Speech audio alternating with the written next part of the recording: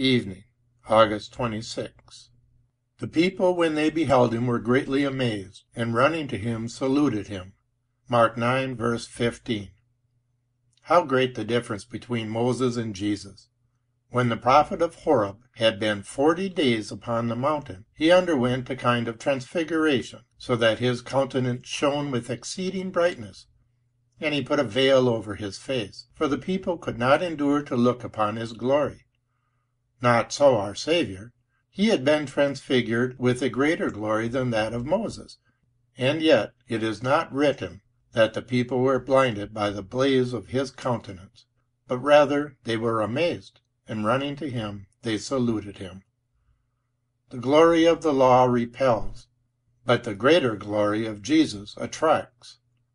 Though Jesus is holy and just, yet blended with his purity there is so much of truth and grace that sinners run to him, amazed at his goodness, fascinated by his love. They salute him, become his disciples, and take him to be their Lord and Master. Reader, it may be that just now you are blinded by the dazzling brightness of the law of God. You feel its claims upon your conscience, but you cannot keep it in your life. Not that you find fault with the law. On the contrary, it commands your profoundest esteem.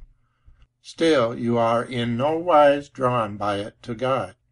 You are rather hardened in heart, and are verging towards desperation.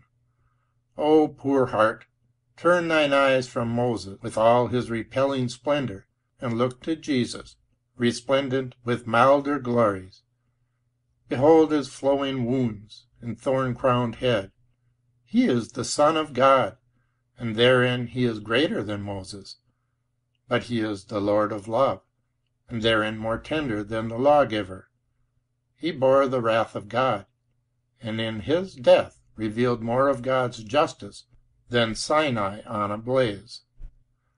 But that justice is now vindicated, and henceforth it is the guardian of believers in Jesus.